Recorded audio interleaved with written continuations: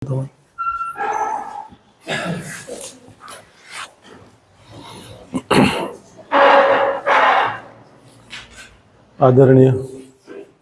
આચાર્ય પ્રીતિબેન, તમામ શિક્ષક મિત્રો, મને થોડો એવો ખ્યાલ હતો કે 50ની આજુબાજુ શિક્ષકો હશે. કદાચ 464ના પ્રવચનની અંદર બહુ અલ્પ સંખ્યામાં આજે બોલી રહ્યો છું. એનો પણ મને આનંદ છે. જરાક આ બાજુ આવી જવું હશે તમારથી, મારે આ બાજુ જોવું પડશે પાછું એના માટે. બસ, થેન્ક યુ. એટલે 1 to 1 થઈ શકે અને કદાચ છેલ્લે આપણે એવું રાખીએ કે ભાઈ કોઈ તમારા ક્વેશ્ચન્સ હોય તો ક્વેશ્ચન્સ પણ લઈશું. શિક્ષકો માટે અનુભવ મારો 50, 60, 70 ટ્રેનિંગ કરી હશે, મોર દેન દેટ, 463, 64માંથી. શિક્ષકો માટેનો અનુભવ મારો એવો રહ્યો છે ઓલ ઓવર કે શિક્ષકો સાંભળવા જ તૈયાર નથી. કારણ કે આપણે લોકો સંભળાવીએ છીએ પણ સાંભળવા શિક્ષકો તૈયાર હોતા નથી. આવો મારો બહુ ખરેખર આટલા વર્ષોનો અનુભવ રહ્યો છે. પરંતુ જ્યારે પ્રીતિબેને તમારું બેકગ્રાઉન્ડ મને આપ્યું કે અમારા હમણાં જ કીધું 11 શિક્ષકો, એમ તો વાત એમણે મને કરી હતી કે ભાઈ કઈ રીતનું તમારે આમાં આપણે કઈ રીતે આયોજન કરીએ, આમાં શું કરી શકાય. એટલે પ્રીતિબેનનો સ્વભાવ ને કદાચ મારો સ્વભાવ ઘણે બધે અંશે મળતો આવે છે.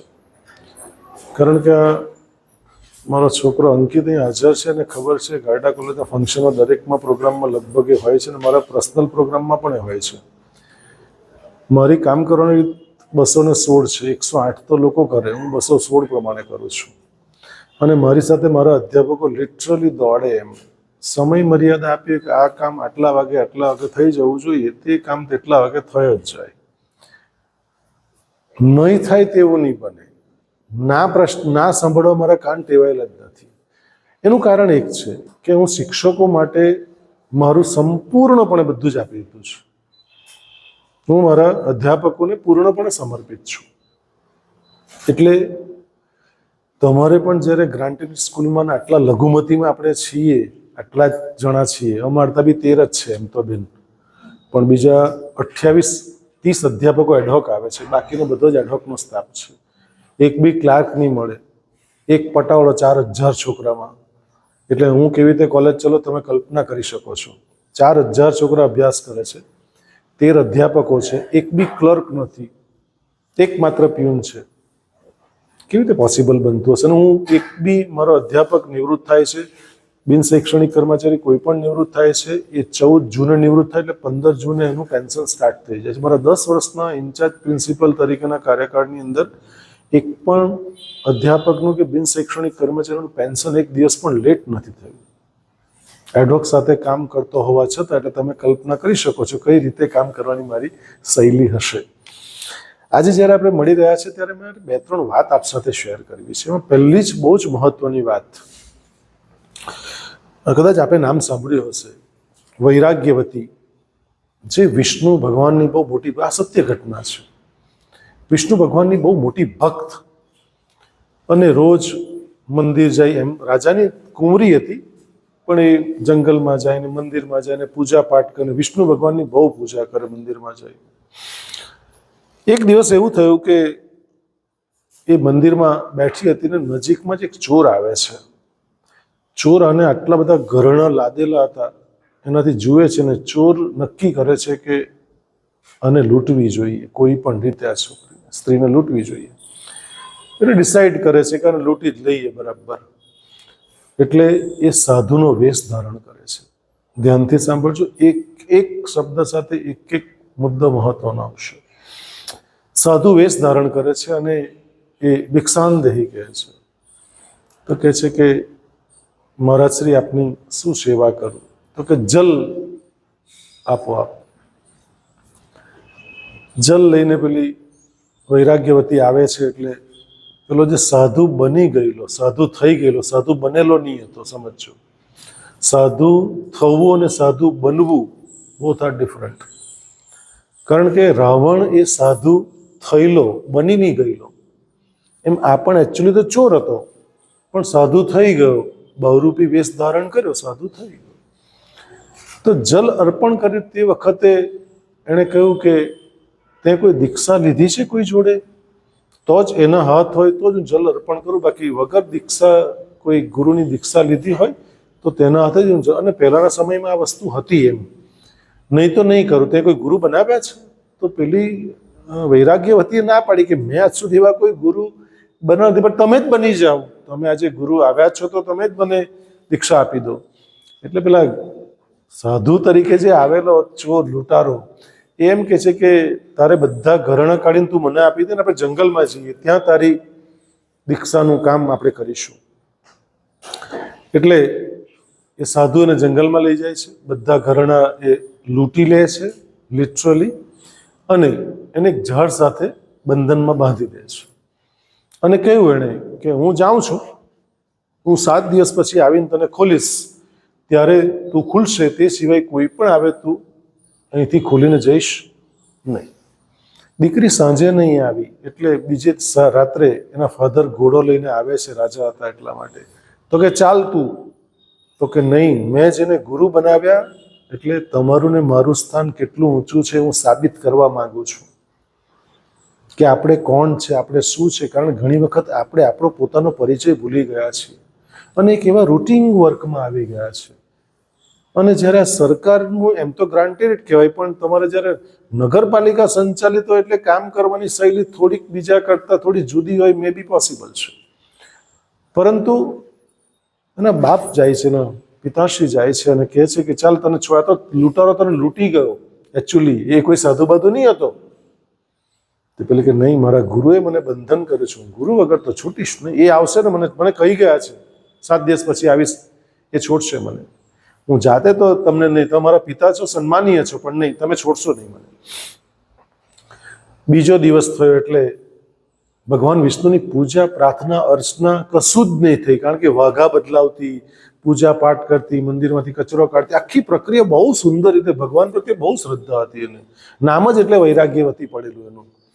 એટલે વિષ્ણુ ભગવાન વિચારે છે કે કાં ગઈ મારી ભક્તાણી આજે, એટલે નારદને મોકલે છે, જરા જઈ આવને કે કાં છે આજે, કંઈ સાફ સફાઈ મંદિરની થઈ નથી, વાઘા પણ ચેન્જ થયા નથી, થયું છે શું? એટલે નારદ મુનિ જાય છે. નારદ મુનિ જાય છે અને કહે છે વૈરાગ્યવતીને કે તને બંધનમાંથી, તું મને ઓળખે જ? તો કે હા, આપ નારદ છો. તો કે તને બંધનમાંથી મુક્ત કરું છું. તો કે ના, તમારા પ્રત્યે મને માન છે, પણ મારા ગુરુ મને બાંધીને ગયા છે, એટલે ગુરુ વગર તો હું છોડાવીશ નહીં. તો કે ગુરુ નહીં હતો, એ તો ચોર હતો, તને લૂંટી લીધી. કે ના, મારા ગુરુ મને બાંધીને મને દીક્ષા આપી છે. નહીં માની. નારદ મુનિ પાછા ભગવાન વિષ્ણુને મળે છે કે પ્રભુ તમારે જ ચાલવું પડશે, આમાં તો આ તો માને એમ છે નહીં. સાક્ષાત આ લખાયેલી વાત છે આપણા શાસ્ત્રોમાં, અને યુટ્યુબ પર પણ તમે વિડીયો ચેક કરી શકો છો. સાક્ષાત ભગવાન વિષ્ણુ નારદજી સાથે પ્રગટ થાય છે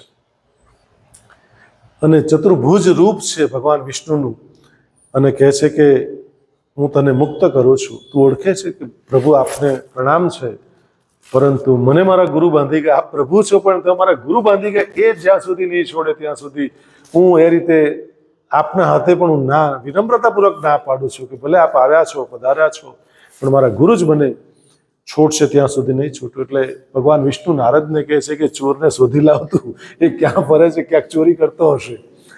એટલે નારદ જાય છે ને કે ચોરીનો જ પ્લાન બનાવતો હતો, એને કે ભાઈ ચાલ તું. તો ક્યાં? તો કે ભગવાન વિષ્ણુ આવ્યા છે ને તું કોઈને બાંધીને આવ્યો છે, કોઈ બેનને? તો કે હા, વૈરાગ્યવતીને બાંધીને આવ્યો છું. તો કે ચાલ એને મુક્ત કરતું હવે.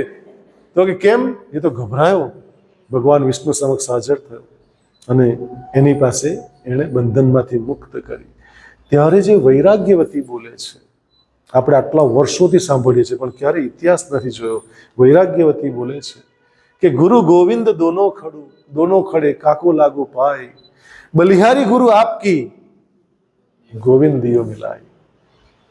ગુરુની બલિહારી થઈ, ભલે ચોર હતો સમજી લો, પણ જો એના વગર જો નહીં તો ભગવાન વિષ્ણુ ક્યારે નારદના દર્શન નહીં થતે, ભગવાન વિષ્ણુ દર્શન નહીં થતે.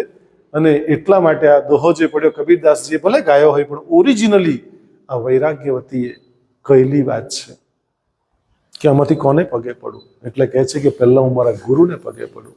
મિત્રો, આપણું સ્થાન બહુ જ ઊંચું છે વિદ્યાર્થી માનસની અંદર, કારણ કે આપણે 4 લોકો સાથે જોડાયેલા છે.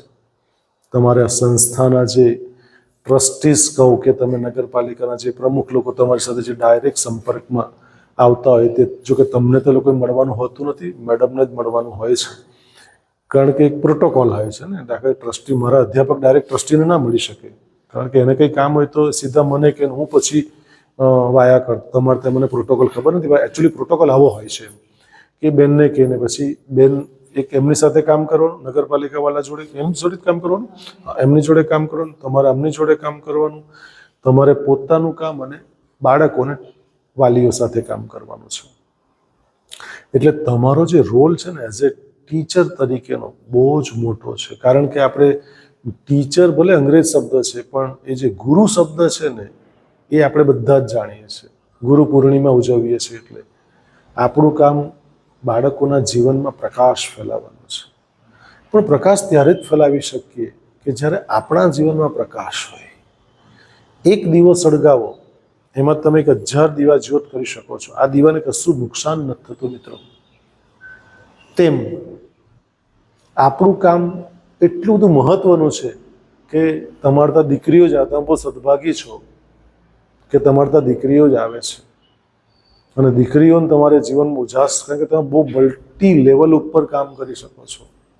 અને 9, 10, 11, 12ની જે દીકરી, 12 સુધી સ્કૂલ છે આપણી, 12ની જો દીકરી છે એ લોકોને ખરેખર ગાઈડન્સની બહુ જ જરૂર છે. હમણાં જ બેન સાથે બેઠા હતા ને મુકેશભાઈ ફોન આવ્યો હતો ડિવાઇન પબ્લિક સ્કૂલમાં કે સર કાઉન્સેલર કોઈ આપો. અને એ બેન ગઈકાલે જ એક મારા સાયકોલોજીવાળા કાઉન્સેલર મને મળવા આવેલા કે સર કંઈક મને જોબ જોઈએ છે. એટલે કાઉન્સેલિંગની, મનોવિજ્ઞાનની ક્ષણે ક્ષણે બધાને જ જરૂર છે. કોઈ વર્ગ એવો બાકી નથી જેને સાયકોલોજીની જરૂર નહીં હોય.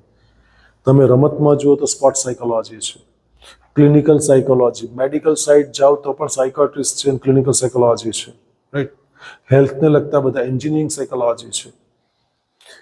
સેન્ટ્રલ ગવર્મેન્ટે તો બેન આદેશ કરેલો છે કે દરેક સ્કૂલ અને કોલેજમાં એક કાઉન્સેલર કમ્પલસરી, પોસ્ટ ભરતા નથી બાકી એક કાઉન્સેલર કમ્પલસરી છે. કારણ કે બાળકોનું માનસ જાણવું, બાળકોને વાંચવું બહુ જરૂરી છે. કારણ કે આપણે જ્યારે ભણાવીએ છીએ ત્યારે બાળકને માનસ નથી વાંચતા, આપણે આપણો સિલેબસ જ માત્ર પૂરો કરીએ છીએ. બાકી બાળકને કહેવું કે તું તારે ચાલ તારે જે બોલવું હોય તે બોલ, ગપ્પા માર. હું કોલેજમાં એક પીરિયડ બેન એવો રાખું કે FYSY ટીવીમાં તારે જે સ્કૂલની કોઈ બી વાત કરે, ઘરની વાત કંઈ બી કરે. અને બાળકો જે દાડે ખીલે ને ત્યારે કહે કે સર, એમ કે એક સ્કૂલનું નામ નહીં આપવું, અવિવેક થાય એટલા માટે, કે સર અમે સ્કૂલમાં ભણતા તો ટીચર અમને છે ને એ બી કન્યા જ વિદ્યાલય છે, એમ કે સર અમને એમ કે બેન્ચીસ પર ઊભા રાખતા. હવે બાળક ધમાલ મસ્તી નહીં કરે તો આપણે થોડા કરવાનું કંઈ. એ કે બેન્ચીસ પર ઊભા રાખતા નહીં બેન, એ પછી વાંકા વાળતા, અને જ્યારે વાંકા વાળીને અંગૂઠા, બેન્ચીસ પર વાંકા વાળીને અંગૂઠા પકડાવતા. અને સર તે દાડે અમે પાઉંવડા ચોક્કસ ખાતા એમ કે. અને સર એ પાઉંવડા ખાવાની જે મજા આવતી, એ મારી છોકરી કાજલ કઠરે એ LLB લો થઈ ગઈ, એ મને ખાસ કહેતી SYમાંથી ત્યારે કે સર એમ કે અમે એટલા ટીચરે ખબર નહીં પડતી, વાંકા કે પાઉંવડા ખાઈ જ જતા. અમે એ ખાવાની સર બહુ મજા આવતી, રિસેસમાં નહીં ખાતા પછી. એટલે જ્યારે આવું બધું એ લોકો કહે શિક્ષકો વિશે, કારણ કે તમે બહુ મોટા રોલ મોડેલ છો બાળક માટે. નાનું બાળક એટલે અમારા કોલેજમાં બી, કારણ કે ભલે આપણે ભણાવતો હોય પણ બાળકોના કેમેરા સતત ચાલુ હોય છે કે ટીચર તૈયારી કરલી નહીં કરલી, ટીચર ગપ્પા મારતા છે, આ ટીચરને કંઈ નહીં આવડતું, બધી સમજ પડે. પણ એ ખાનદાન બાળકો છે એટલે ખાનદાની પૂર્વક બોલતા નથી. આ બહુ સત્ય બાબત છે. ભલે આ સીસીટીવી કેમેરા અહીં ચાલુ હશે, પણ એ લોકોના સીસીટીવી કેમેરા 24/7. ભાઈ પંખો ચાલુ કરી દે, તાપ લાગતા. લાઈટ છે ને ભાઈ? હા બસ, તો ચાલુ કર, કોઈરાને તાપ લાગે. એ થોડો ટેવાયેલો મારી જેમ કઈ. એટલે ટૂંકમાં ના કઈ નથી બેસવાનું. ટૂંકમાં કહેવાનો ભાવાર્થ એ છે કે આપણે જ્યારે રોલ મોડેલ હોઈએ બાળકોના, એટલે આમાં હું તમને કોઈ સલાહ સૂચન કંઈ જ નથી આપતો, માત્ર મારા વિચારો શેર કરવા આવ્યો છે. તમે ડોન્ટ ટેક અધરવાઇઝ કે ઉપદેશ આપું ને કંઈ આમ તેમ બહુ ફેન્ટાસ્ટિક ચેન્જ આવે, એ બધું પરિવર્તન તો તમે ઈચ્છો તો જ લાવી શકશો. મારી જેવા મોટી સ્પીકરને 50 લાવીને બેન મૂકી દઈ ને, પણ જો તમે અંદરથી જો બદલાવ નહીં માંગતા, દુનિયાની કોઈ તાકાત તમને કે મને કોઈને બદલી નહીં શકે. પણ જો અંદરથી બદલાવ હોય તો આજનો દિવસ તમારો આજ પછીનો સર્વશ્રેષ્ઠ. એક દિવસ તમે જ્યાં સુધી સ્કૂલમાં નોકરી કરશો, અહીંથી આજથી આજે કહેવાયેલી વાતો જ્યાં સુધી આ યુટ્યુબ પર પણ મૂકશું, તમે સાંભળજો પાછા પણ, કે જ્યાં સુધી તમે સ્કૂલમાં નોકરી કરશો ત્યાંથી આજનો દિવસ બેન તમે ગણી લો, આજની તારીખ લખી દો, 31 જ છે આજે, એ રીતે પણ આપણને યાદ રહેશે. 24નો છેલ્લો દિવસ અને 3 વાગે આપણે શરૂ કરેલી યાત્રા તમારા જીવનમાં આજ પછી આવતીકાલથી નવા જ સૂર્યોદય થશે એની ગેરંટી આપું છું. અને મને પૂર્ણ શ્રદ્ધા છે કે દરેક માણસમાં કંઈક ને કંઈક ઉણપ છે, દરેકમાં કંઈક ને કંઈક થોડુંક તો લેકિંગ છે, કંઈક ને કંઈક આપણે ઇમ્પ્રૂવ તો કરવું જ છે. સમજો, આજે હું પણ આટલા લેક્ચર પછી પણ સતત, ગઈકાલે હું 2 લેક્ચર્સ આપીને અને આગલે દિવસ ડિવાઇનમાં આપીને સતત ચાલતી પ્રક્રિયા છે. 8 તારીખે વાંસદા જવું છે. સમજો, એટલે મારું આટલું બિઝી શેડ્યુલ હોવા છતાં પણ મારા કોલેજના 3 લેક્ચર લેવાના જ કમ્પલસરી. મારા બાળકોને મારે કીપ ઇન ટચ, કોલેજનું બધું જ કામ કરવાનું, છતાં પણ એક્સ્ટ્રા કામ બી હું મારી રીતે કરું છું.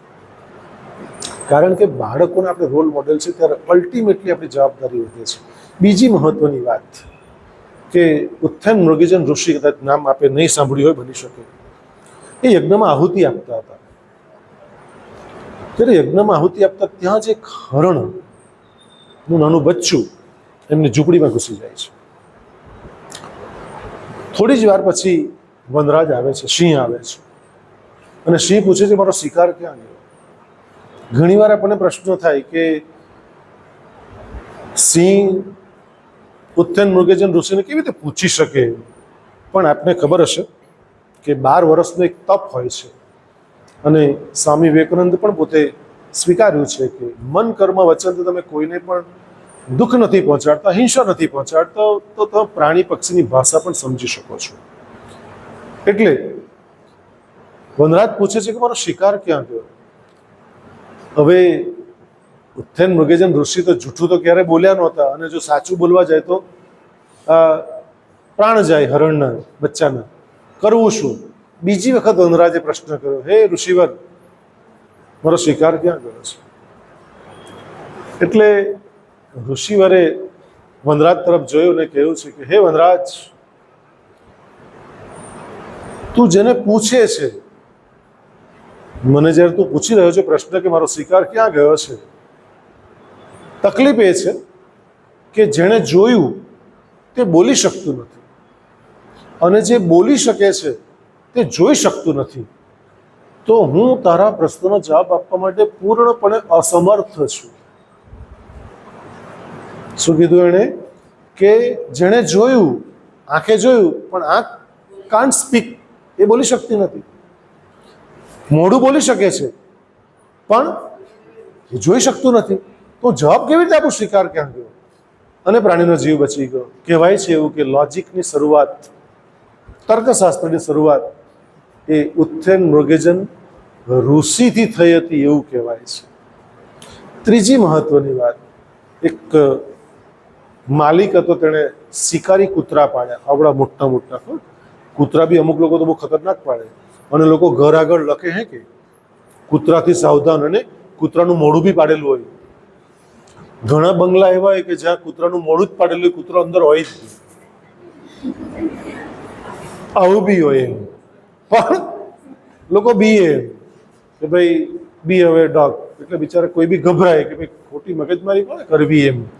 એટલે આ માણસે તો ખરેખર આવડા મોટા મોટા શિકારી કૂતરા પાડેલા હતા, અને શું કરે એટલે જે કહે તે ફટાક દઈને લઈ આવે.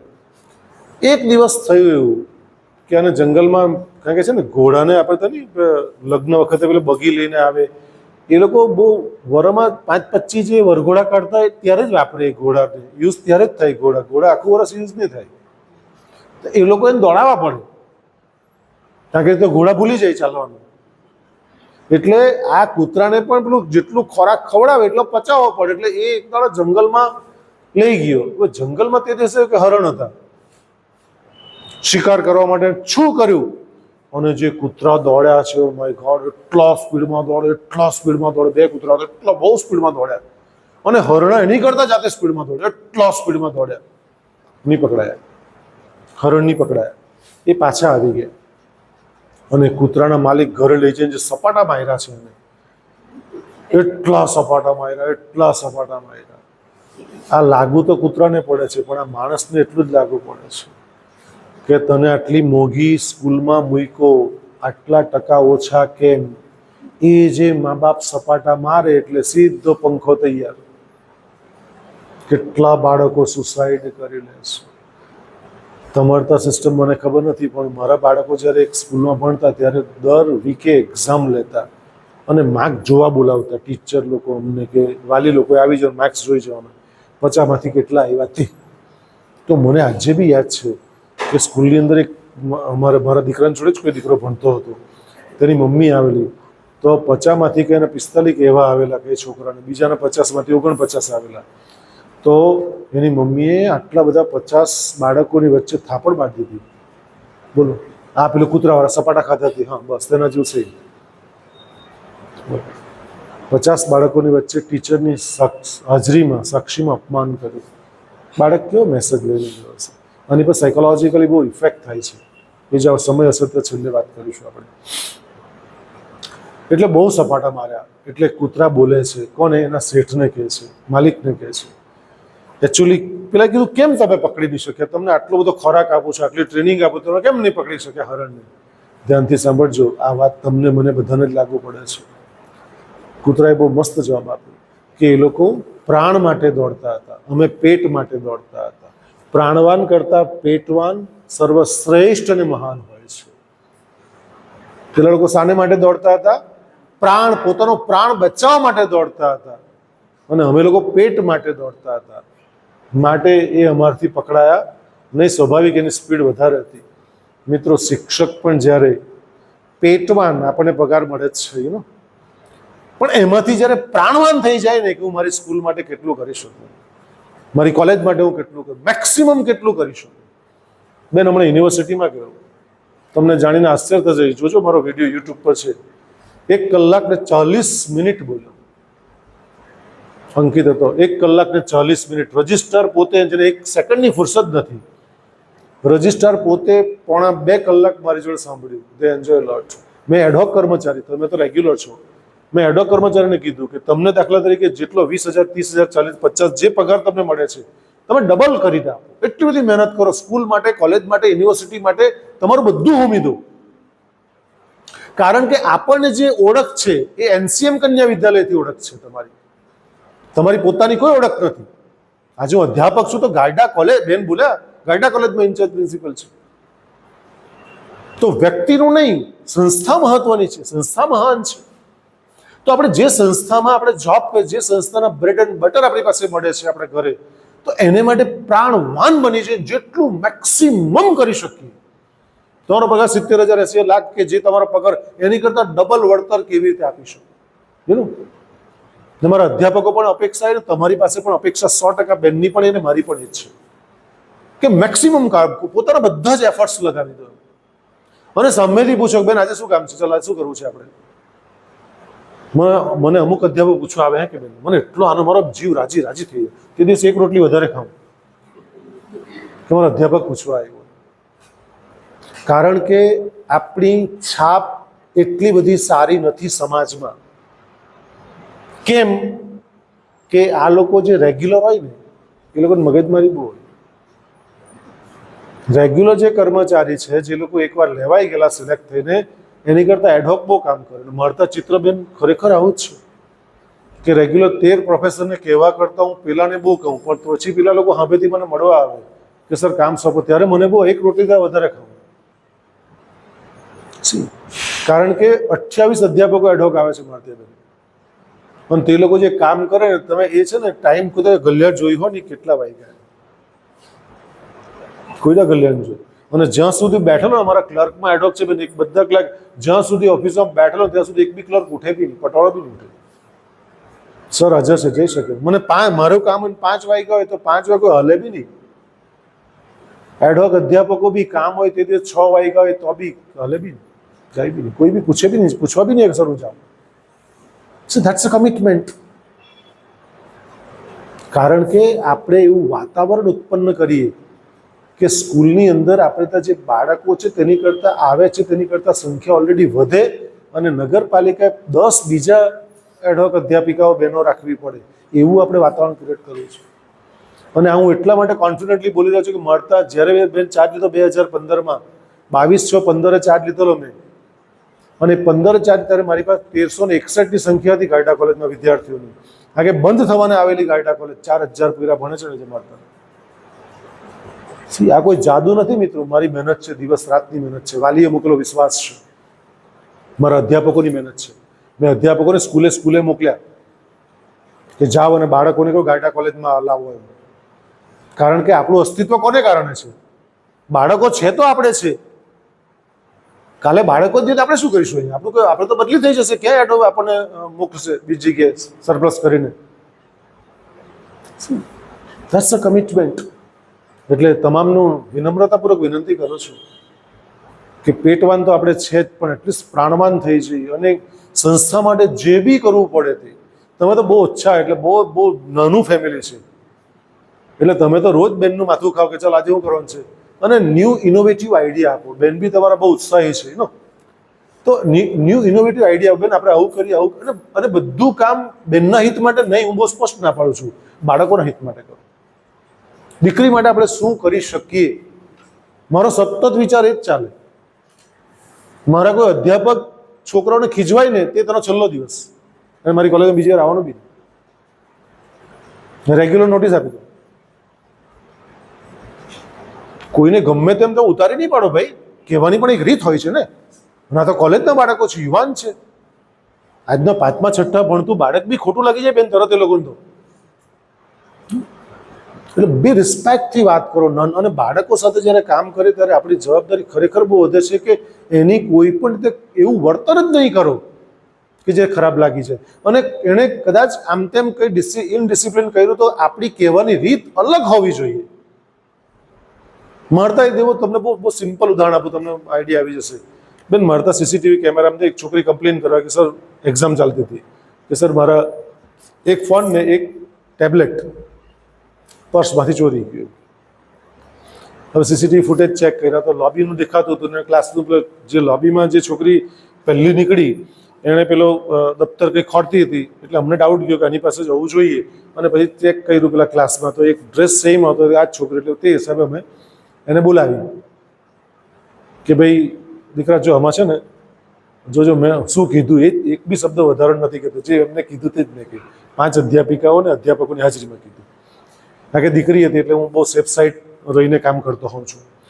એટલે મેં કીધું બેટા જો તારથી છે ને ભૂલમાં તું જ્યારે પરીક્ષામાં ગઈકાલે નીકળી ને તો ભૂલમાં તારા જે પાકીટમાં કે તારા બેગમાં જે હાથ નાખવો જોઈએ ને એની જગ્યાએ તારો હાથ બીજી બેગમાં જતો રહ્યો, તો તારા ભૂલમાં તારી પાસે એક મોબાઈલ આવી ગયો અને એક ટેબ્લેટ આવી ગયું. ભૂલમાં, તારો ઇન્ટેન્શન તો છે જ નહીં ખરાબ, સમજી લે.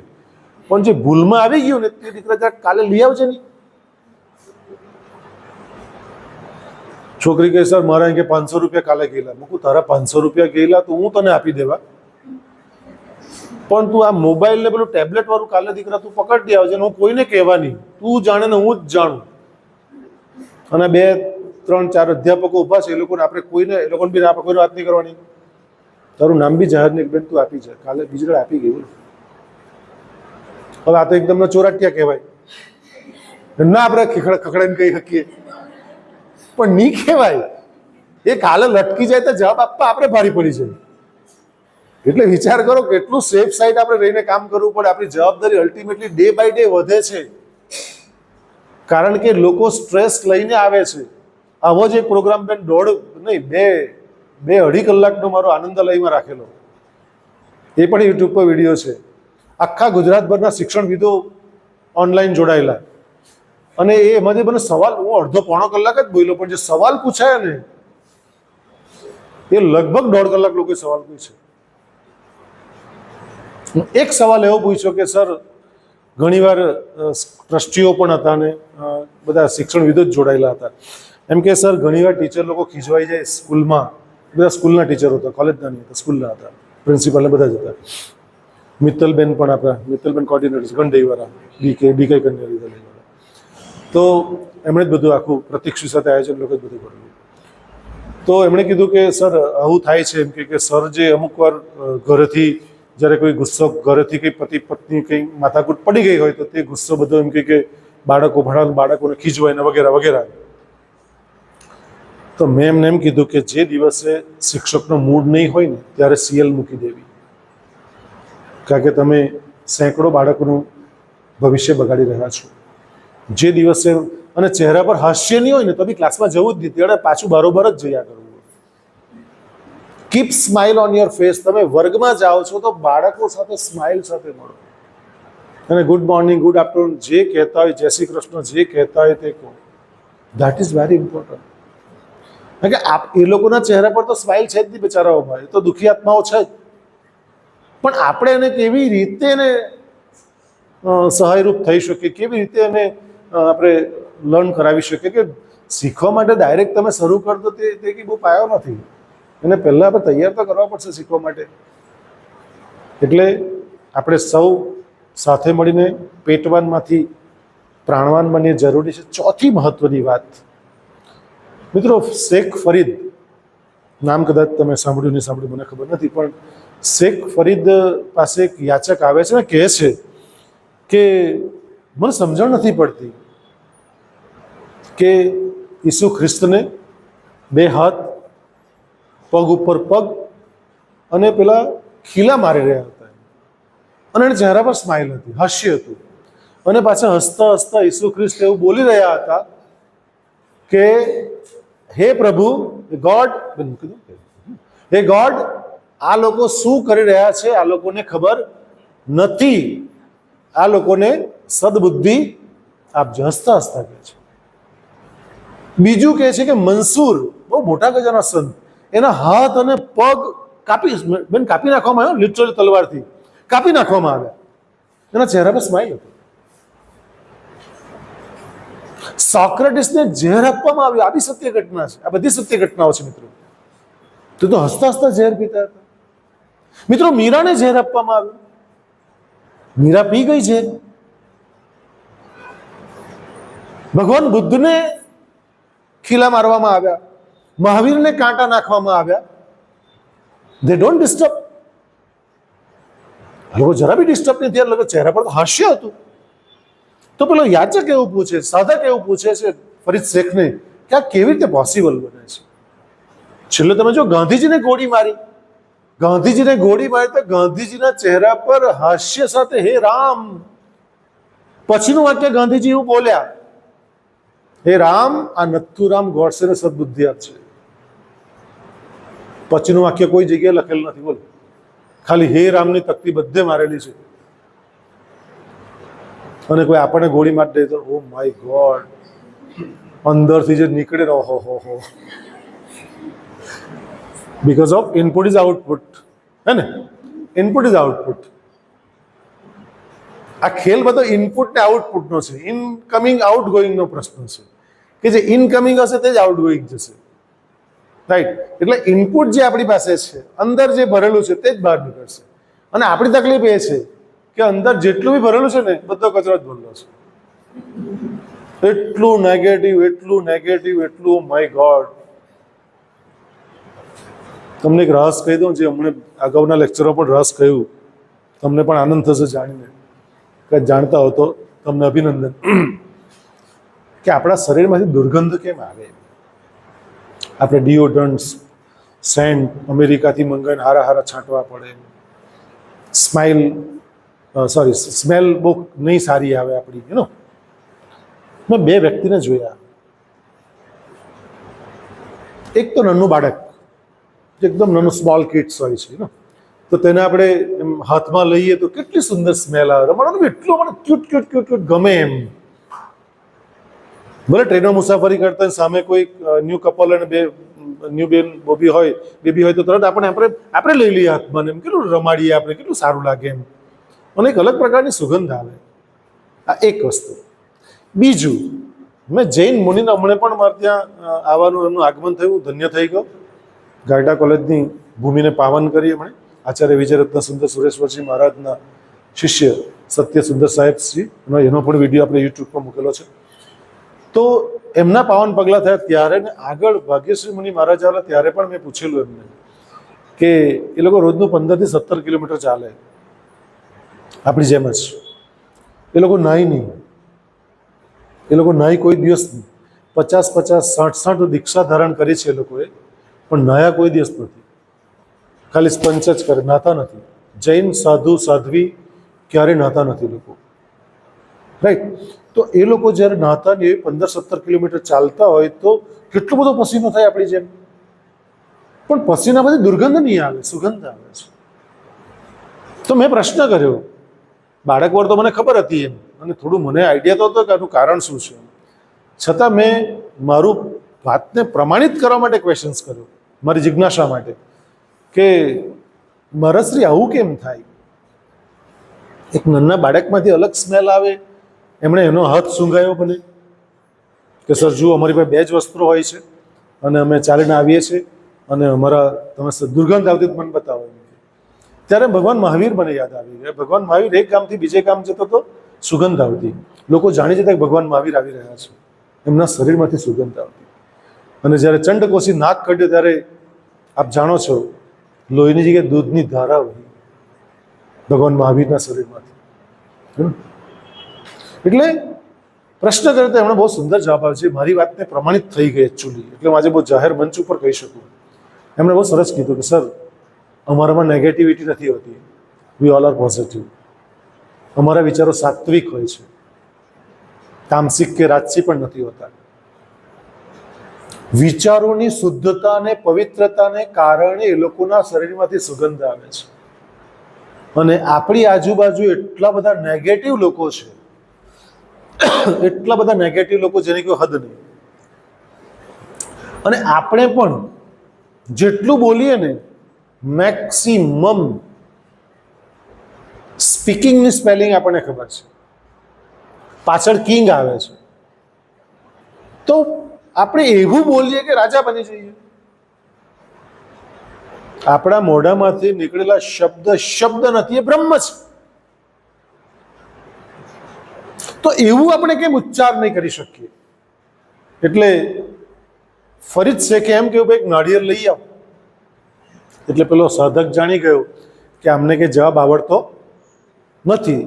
ધ્યાનથી સાંભળજો, નથી આવડતો જવાબ, એટલા માટે કે નાળિયેરનું શું કામ પ્રશ્નનો જવાબ આપવામાં તમારે? કે તું કેવું ત્યાં લઈ આવ તું તારી રીતે. એ નાળિયેર લઈને આવે છે, એને કે ફોડ. એની પાસે ફોડ આવે છે, ફોડીને કહે છે કે નાળિયેર કેમ કોપરું અલગ નહીં નીકળ્યું? તો કે આ તો પાણીવાળું નાળિયેર છે, તો કોપરું ચોંટેલું છે અંદર. તો કે બીજું નાળિયેર લઈ આપણે, ગોળો વાગતો હોય, અંદર અવાજ આવતો હોય, તો કે તે લઈ આવ. તે એની પાસે ફોડાયું તો આખો ગોળો બહાર નીકળી ગયો. ફરી જ છે કે સમજાવતા બહુ જબરજસ્ત એક મેસેજ આપ્યો કે તારી વાત સાચી છે, કે આ લોકોના ચહેરા પર ખીલા મારતા હોવા છતાં ચહેરા પર હાસ્ય એટલા માટે હતું કે આજે પેલો બીજું જે નાળિયેર આવે ગોળાવાળું, જે ફોડ્યું અને ગોળો છૂટો નીકળી ગયો, એના જેવા હોય છે. એ લોકો આત્મા અને શરીરને જુદા પાડી શકે છે, જ્યારે આપણે લોકો આત્મા અને શરીરને જુદા પાડતા નથી. એટલે આપણને જો ઠોકર વાગે તો બીજાને જ દઈએ સવારમાં કે કોનું મોઢું જોયું. એટલે ભાઈ તું નથી જોતો, તને ચાલતા નહીં આવડતું, તું જોઈને ચાલ ને, તને ભગવાને 2 આંખો આપી છે. આવું થાય છે આપણી જોડે? હા, થાય. મને ખબર, હું તમારી જેમ જ પસાર થાઉં એટલે આવું થાય છે આપણી જોડે. એટલે ફરી જ છે કે બહુ સરસ આન્સર કર્યો કે ભાઈ આપણે લોકો જ્યારે આત્મા અને શરીરને ડિફરન્ટ નથી પાડી શકતા, એ આપણી તાકાત પણ નથી. અને એને કારણે આપણને કંઈ પણ દુખે શરીરમાં તો એ બધી પીડા આપણને શરીરમાં થાય છે. આત્મા તો અજર અને અમર છે. આપ જાણો છો, શ્રીમદ ભાગવત ગીતામાં સ્પષ્ટ કહ્યું છે. કોઈ એને અગ્નિ બાળી શકતો નથી, પવન સૂકવી શકતો નથી, પાણી ભીજવી શકતો નથી. એ તો અજર અને અમર આત્મા છે. આઇન્સ્ટાઈનનો ઈ પ્લસ MC² વડે આ જ વાત કહે છે કે કોઈ પણ વસ્તુ નાશવંત નથી, શાશ્વત છે. એ જ શ્રીમદ ભાગવદ્ ગીતામાં પ્રમાણ આપવામાં આવ્યું છે. આને કરતાં બીજું પ્રમાણ આપણે શું જોઈએ છે? રાઈટ. એટલે કહેવાનો ભાવાર્થ એ છે કે આપણે આ વસ્તુ ડિફરન્ટ કેવી રીતે પાડી શકીએ. તમને કદાચ ખબર હશે કે પ્રમુખ સ્વામી મહારાજનું જ્યારે ફર્સ્ટ બાયપાસ કર્યો ત્યારે એનેસ્થેસિયા નહીં આપેલો એમને. યસ, કારણ કે એમને પીડા આત્માને નહીં થઈ. અને આજે બી કેટલાક જે એક્સપેરિમેન્ટ થાય છે જેની પર હિપ્નોટિઝમના, એ વસ્તુ આખી જુદી છે, પણ હિપ્નોટિઝમના જે એક્સપેરિમેન્ટ થાય છે, પેઇનલેસ ડિલિવરી કરાવવામાં આવે છે by the way of suggestions. આ સાયકોલોજીની વાત છે. અને એ લોકો પેઇનલેસ માતા બહેનો ડિલિવરી આરામથી કરી શકે છે. આજે જે આપણે વાત કરવા માટે ભેગા થયા છે, કેટલીક વાતો મહત્વની. તેમાં પહેલી વાત છે, એક શિક્ષક તરીકે આપણને પોતાને આત્મસન્માન હોવું જોઈએ. મેં ઘણા બધા લોકો જોયા છે કે શિક્ષક તરીકેનું તત્વ અને સત્વ હોવું જોઈએ ને, એ આપણા પોતાનામાં નથી. જ્યારે આપણા પોતામાં નહીં હશે ત્યારે લોકો આપણને માસ્તર કહેશે. બેન, કોઈ માસ્તર કહે ને મને તો મારવા દોડું છું, અવિવેક થાય તો પણ. કેવી રીતે કે હા, એ જો એમ કહેતો હોય કે માના સ્તર પર જઈને જે ભણાવે તે, અને બોલવાનો ટોન એવો હોય તો, બાકી ટોન જો જુદો હોય તો તું જરાક બી સાંખી નહીં લો. કારણ કે શિક્ષણ એ ધર્મ છે, વ્યવસાય નથી. અને એટલે જ મુંડકો ઉપનિષદમાં બહુ સરસ કીધું છે કે વિદ્યાના બે પ્રકાર છે, એક પરાવિદ્યા, બીજી અપરાવિદ્યા. આપણે જે જ્ઞાન પ્રાપ્ત કર્યું છે આજ સુધી, અને હજી પણ જ્ઞાન પ્રાપ્ત કરી રહ્યા છે, અને બાળકોને જે પીરસી રહ્યા છે, એ છે અપરાવિદ્યા. બધા વિષયોનું જે જ્ઞાન છે, ભૌતિક, ઇંગ્લિશ, ગુજરાતી, હિન્દી, સાયકોલોજી, બધું જ આવી જાય, ફિલોસોફી, જોગ્રાફી, બધું જ આવી જાય. આ બધું જે જ્ઞાન છે અપરાવિદ્યા છે. પરાવિદ્યા એટલે ગુરુકુળોમાં તે વખતે, આપ સૌને ખબર છે, ગુરુકુળોમાં તે વખતે બંને વિદ્યાનું શિક્ષણ આપવામાં, પરાનું પણ શિક્ષણ આપવામાં આવતું, અપરાવિદ્યાનું પણ શિક્ષણ આપવામાં. અપરાવિદ્યા એટલે આત્મ સાક્ષાત્કાર, સ્વ વિશેનું જ્ઞાન. એટલે મને આત્મસન્માનની જે ડિગ્નિટીની જે વાત કરું છું એના સંદર્ભમાં વાત કરું છું કે આપણને આપણા વિશેનું નોલેજ હોવું જોઈએ કે હું એમાં, હું કોણ છું યાર, મારું કર્તવ્ય કર્મ શું છે, હું સ્કૂલમાં આવીને કે કોલેજમાં મારે શું કરવું જોઈએ, મારે મારી ફરજ કેટલી અદ્ભુત અને અવિસ્મરણીય નિષ્ઠાપૂર્વક બજાવવી જોઈએ.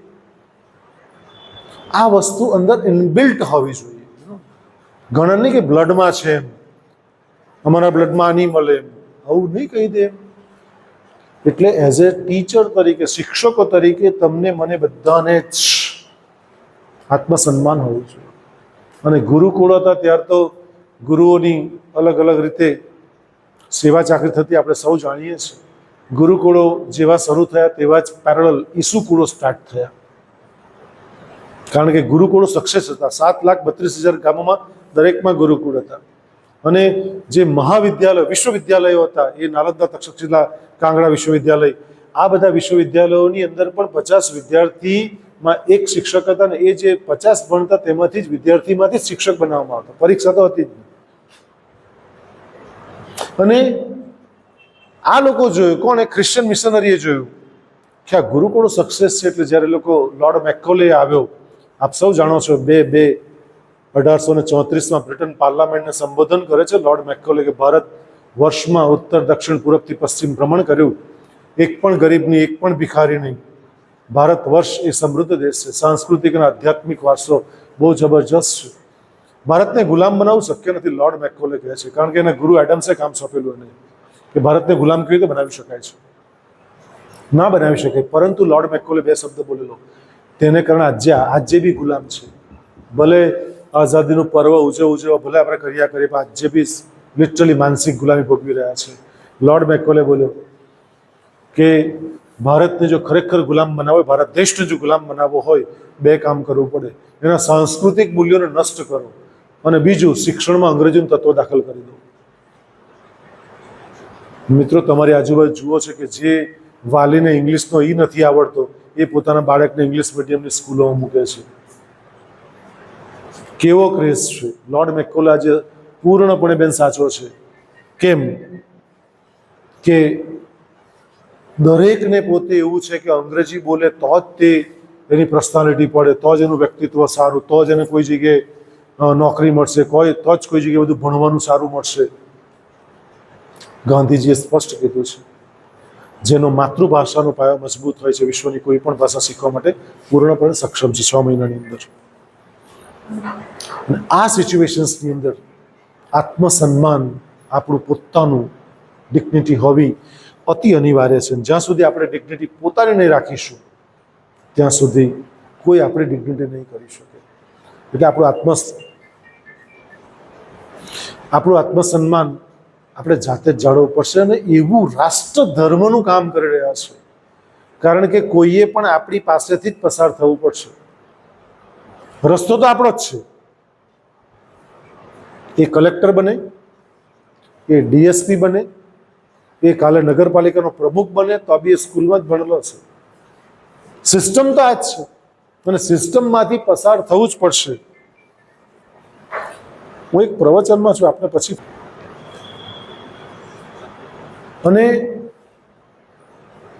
ક્યારે કોઈ પણ હશે, કોઈ પણ લેવલ ઉપર હશે, પસાર તો અહીંથી જ થવું પડે છે. અને આ જે પાઠશાળા છે એમાં આપણને પોતાને આત્મસન્માન હોવું જોઈએ. બીજું છે સમર્પણની ભાવના હોવી જોઈએ. આ બહુ અદ્ભુત બાબત છે. શિક્ષકની અંદરથી સમર્પણની ભાવના હોવી જોઈએ. મેં તમને કીધું તે પ્રમાણે કે પોતે સમર્પિત થઈ જાવ. યાર, શું કામ ચલાવો હું કરું? અને એવા કોઈ આપણી પાસે ખાડા ખોદાવાના એવા તો કોઈ કામ આપણી જોડે કરાવતા નથી. આપણી પાસે જે સ્કિલ બેઝ કામ છે, જે આપણી. અને બીજું કે તમારે ત્યાં બી ક્લાર્ક પટાવાળા કેટલા હશે મને ખબર નથી, પણ મેં જોયું છે કે પ્રિન્સિપાલે ક્લાર્કનું કામ બી કરવા પડે, પટાવાળાનું કામ બી બેલો જાતે મારી દેવા પડે. ઘણી વાર એવું થાય. તમારે ત્યાં સિચ્યુએશન મને ખબર નથી, પરંતુ આ વાસ્તવિકતા છે. ને હવે જ્યારે સરકારના જે ભરતીના જે નિયમો છે એ બધા બદલાતા ગયા, પ્રવાસી શિક્ષક આવ્યા ને શિક્ષક સહાયક આવ્યા, ને આ બધામાં જે ખરેખર શિક્ષકોને ન્યાયની જગ્યાએ પૂર્ણપણે અન્યાય થઈ રહ્યો છે. જે આપણે જેટલું જ કામ કરીને બાપડાને 18,000, 20,000, 22,000 પગાર ખબર નહીં કેટલો આપવામાં આવે છે, અને આપણે જેટલું પૂર્ણપણે કામ કરે છે. અમારે તો અધ્યાપક સહાયકોને 52,000 પગાર આપવામાં આવે, અને કામ અમારો જે પગાર છે અમારી કરતાં વધારે કામ કરે. વાય? પણ શિક્ષણ વિભાગની પોલિસી છે. એકચ્યુઅલી શિક્ષણ વિભાગ એ તો આપણું રાજ્યનું કુમકુમનું તિલક કહી શકાય. છતાં પણ આપણે જાણીએ છીએ કેવી રીતે કામ થઈ રહેલું છે. અને આ સિચ્યુએશન્સની અંદર આપણે સમર્પણની ભાવના કેટલી રાખી શકીએ. અને હું બહુ સ્પષ્ટ તમારી પાસે આશા અને અપેક્ષા રાખું છું કે મેક્સિમમ તમે સમર્પિત થઈને આપી દો. જે કરવું છે તે કરો, જે લેવલ પર જઈને કરવું પડે તે કરો. હમણાં મારી 3 દીકરીઓ મને મળવા આવી. હું તમારે ત્યાં જ આવવા નીકળતો હતો, તો કે સર અમારે વૃદ્ધાશ્રમની મુલાકાત લેવી છે. મેં કહ્યું કંઈ વાંધો નહીં, તમે જઈ આવો, હું તમને વાત કરી દઉં. તે પેલી છોકરી બીજી હસતી, જો મેં કહ્યું ને ગુર્જર સર આપણને નાની પાડે એમ કે, એ લોકોને બહુ તીવ્ર ઈચ્છા હતી. મેં કહું હવે તો હું ઊભા જ રહ્યું. મેં ઊભા રાખ્યા, તરત જ વૃદ્ધાશ્રમમાં ગુર્જર માનવ સેવા સમાજમાં મેં ફોન કર્યો. જયેશભાઈ કરીને કહ્યું હતા. એમને કીધું ભાઈ મારા દીકરાઓ અને 2 અધ્યાપકો આવશે તમારે ત્યાં મળવા માટે, તો ક્યારે મોકલું એને? કે સર કાલે 11 વાગે ફોન કરજો, એટલે પરેશભાઈ કરીને જે બધું આખું સંચાલન કરે તે આવશે અને તમને એ ટાઈમ આપશે તે પ્રમાણે મોકલી આપશો. બાકી એને હું ચાલ કાલે આવજો એમ બી કહી શકતે, પણ ઓન ધી સ્પોટ કામ કેવી રીતે કરવું? કોઈનું કામ ક્યારે અટકવું ને? એને પ્રશ્નો પૂછ્યું તો પ્રશ્નોનો આન્સર એક ક્ષણે કેમ નહીં આપી દેવો? એમ આપણે કોઈ પ્રિન્સિપાલે, કોઈ પણ ટ્રસ્ટી, કોઈ પણ કામ સાહેબ ચાલ પતાવ તારું કામ, ઓન ધી સ્પોટ કેમ નહીં કરીએ? અને આપ સૌ નમ્ર વિનંતી કરું છું કે ક્યારેય કામનું તમે કાલે નહીં કહેતા. નેવર. કારણ કે જે આપણે અનુલોમ વિલોમ કરીએ ને, ડાબેથી શ્વાસ અંદર, ખબર ને, હવે તો યોગાઓ બહુ ચાલે ને, ડાબેથી શ્વાસ અંદર, જમણેથી બહાર, જમણેથી અંદર, ડાબેથી બહાર. જે ડાબેથી બહાર નીકળ્યો પાછો અંદર આવ્યો જ નહીં તો તમે શું કરી લે? મને બતાવો. છે તમારી કોઈ તાકાત? સિકંદર આટલી મગજમારી કરીને ગયો, ભારતમાં જ અંતિમ શ્વાસ લીધો, એને તો વધારે જીવવું હતું. એ ધીરુભાઈ અંબાણી મળતે થોડા પૈસાથી શ્વાસ ખરીદાતા હતા, તો કોઈ મરે નહીં. લોકો પાસે એટલા બધા રૂપિયા છે. એટલે આ જે ભાવ છે ને અંદરથી આવવો જોઈએ કે હું કેટલું મારી સંસ્થાને સમર્પિત કરી શકું છું. એકચ્યુઅલી કેટલા હતા બેન અધ્યાપકો, શિક્ષકો તમારા તો પહેલા કે આટલા જ છે?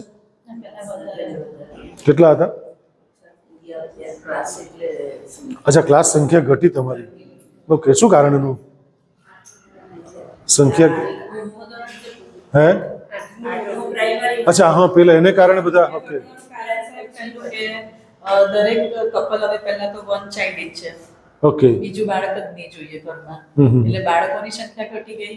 બીજું કારણ પ્રાઇવેટ સ્કૂલ્સ, કે જે એક જ બાળક લઈને કપલ બેસી રહે અને પછી પાછું મૂકે પણ પ્રાઇવેટ સ્કૂલમાં, એટલે એને ગવર્મેન્ટ ગ્રાન્ટેડ સ્કૂલોને અસર ડાયરેક્ટ થાય છે. ઓકે, પણ હું એમ માનું છું કે તમારો ને મારો હે બેન, હું મારો 62મો નંબર હતો. બોલો, સાચી વાત છે હે ને? કારણો ઘણા બધા છે, પણ આવતીકાલે આપણે નિવૃત્ત થઈએ તે પહેલાં આવું નહીં થાય, ક્યાંક આપણો મૃત્યુ ઘંટ નહીં વાગી જાય, તે જોવું પડશે આપણે. હું આપને તમામને નમ્ર વિનંતી કરું છું, જે રીતે મેં કામ કર્યું એ રીતે કામ કરજો, મજા આવશે તમને. તમારી પાસે 9, 10, 11, 12 તમારી પાસે કયા સ્ટાન્ડર્ડ છે?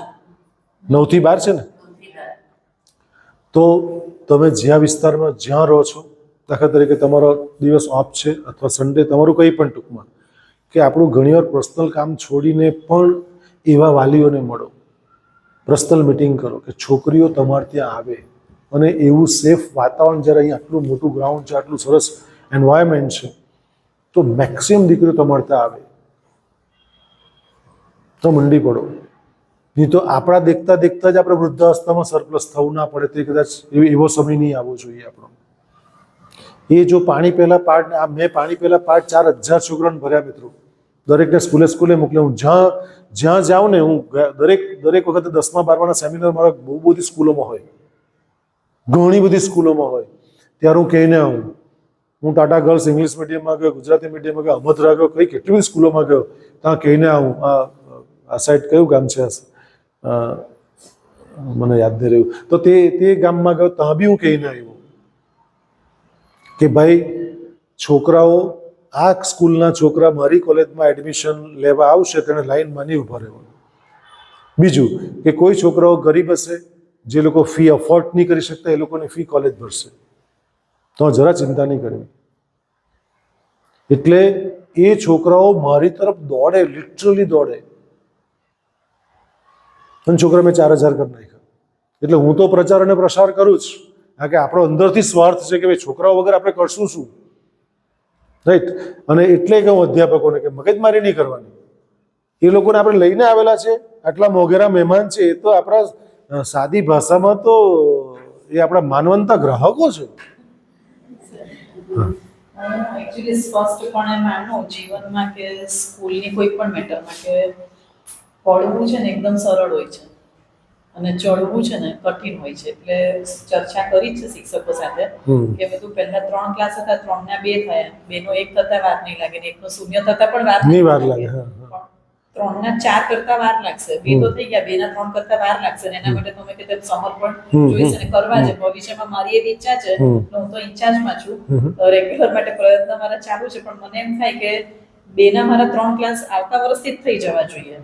અને 3 ના બી એટલે હું બરાબર જ કહું છું, લાઈન અને લેન્થ મારી બરાબર જ છે ને. હવે આપણે ગઈકાલે સ્થાનિક રજા જોડેલી, તો હવે પેલું સ્પીડ અમારા બધા શિક્ષકોની સ્પીડ બરાબર, મારી બી ઘરે સ્પીડ વધારે. 10 વાગે કામ પૂરું થઈ ગયું એટલે ડાયરેક્ટ ગઈ સીએ ની ઓફિસમાં. 1.5 કલાક જેવું બેઠી અને મેં કીધું કે અમારા 10માના બાળકોને સરપ્રાઈઝ આપવી છે, કે જે 10મા 3માં પહેલો બીજો ત્રીજો લાગ્યા, 10 અમાં અને 10 બમાં પહેલો બીજો ત્રીજો લાગ્યા. એ 6 છોકરીઓને એક કોમર્સના ટીચર જ્યોતિબેન સાથે અને અમારા એક 10માના શિક્ષક સાથે સીએ ની ઓફિસની મુલાકાત કરાવીએ કે સીએ ની એકચ્યુઅલી કામગીરી કઈ રીતની હોય છે. એ લોકોને સાહેબ કેવું કે મેન્ટાલિટી કેવું છે કે હોશિયાર હોય ને એટલે સાયન્સમાં જવાનું, મધ્યમ હોય એટલે કોમર્સમાં, નબળા હોય તો આર્ટ્સમાં. એકચ્યુઅલી ઉલટી ગંગા છે. પણ તમારા મનમાં ઠસાવું કેવી રીતે? તમે તો એક નાના પ્રયત્ન કરે. મારા લગભગ 1 થી 1.5 કલાક સીએની ઓફિસમાં જતા રહ્યા, ટોટલ બધું જાણતા, અને તરત જ મેં કાલે જ્યોતિબેનને બી ફોન કર્યો, રેખાબેનને બી કીધું, મેં તો ગમે તેમ પણ એ ટોપ 6 ને મારે બીજે નથી જવા દેવી, પણ આપણે ત્યાં એટલે આ રીતના પ્રયત્ન કરવા પડશે આપણે વિદ્યાર્થી જાળવી રાખવા હશે તો. એટલે બરાબર જ કહ્યું ને. It's okay. સો સમર્પણની ભાવના હશે ને, 2 ના 3 ને 3 ના 4 બી થઈ જશે જો તમે કરવા ઈચ્છો તો. અને તમે જો સેફ સમજી કે આપણું કંઈ થવાનું નથી તો છે તેઓ જયરામજી કી થઈ જશે આપણું. એની કરતાં બેટર વે છે કે આપણે સમર્પણની ભાવના રાખીને મેક્સિમમ દીકરીઓ આપણે ત્યાં કેવી. અને તમે જે પહેલું કારણ કીધું મને માન્ય જ નથી. પહેલું કારણ વસ્તી ઘટી નથી, ભારતની વસ્તી જોઈએ એટલી, જેટલા પોરીઓ કેટલી પોરીઓ યાર પકડી પકડીને લાવો અહીંયા, હાણે નહીં મળે, જોઈએ એટલી છોકરીઓ યાર, રાઈટ. સંખ્યા ઓછી છે જ નહીં, ભલે સિંગલ પેરેન્ટ ને સિંગલ ચાઇલ્ડ ને બધું જ બધું છે, પણ બાળકો સંખ્યા છે, આપણને તમને મળી રહેશે તેની ખાતરી હું આપું જો તમે વધવા જાઓ તો. આ મારો પ્રેક્ટિકલ અનુભવ છે બેન. હું લાવ્યો 4000 પોયરા કરવા, ખાવાનો ખેલ છે એને, હાંચવાના ખાવાનો ખેલ છે 4000ની વસ્તીને. આમના ગામની તો મારતા દીકરી ભણી ગઈ, ઉર્જાન બધી પોરીઓ આજે આવે છે, ગામથી ઘણી છોકરીઓ આવે છે. એટલે આ લોકોને બાળકોને તમે ડિસિપ્લિન વાઇઝ રાખવા, 4000ની વસ્તીને સાચવવી, રેગ્યુલર પીરિયડ ચાલવા, it's a very difficult task. પણ હું દરેક ચેલેન્જ સ્વીકારું છું. હું તો હજુ 5000 કરવા પર છું નિવૃત્ત થાઉં ત્યાં સુધી. મારે હજી સંખ્યા વધારવી છે. કંઈક ને કંઈક નવું બાળકોને આપું. હું થેલી છપાવું, હમણાં કેલેન્ડર છપાયો, ગારડા કોલેજ બધી જ દેખાવી જોઈએ. જે કોઈ મહેમાન આવે તેને દેખાવું જોઈએ, હા ગારડા કોલેજ મળે. હા હા, એટલે મને છે ને એ બધું. હા, અચ્છા, ઓહ વેરી ગુડ. નમસ્તે નમસ્તે. ઓહ 99 ભણેલા. ઓકે. હું ભણવા આવતો કે ઓહ મને બહુ આનંદ થયો. પ્લીઝ પ્લીઝ બેન બેસો, પ્લીઝ પ્લીઝ બેન. જો મને કેટલો આનંદ થયો મારા પોયરા મળી જાય તો. સી અને એટલું બધું ઉત્તમ કામ થયું છે. ક્યાંક ને ક્યાંક બાળકો ભટકાઈ જતા હોય છે, પરંતુ આઈ ગેટ પ્લેઝર. ખરેખર મને આનંદ થયો. અને જો કેવું જોક સંજોગ કેવા મળી ગયા, આપણે મળવાનું આ રીતે મળવાનું થયું. હા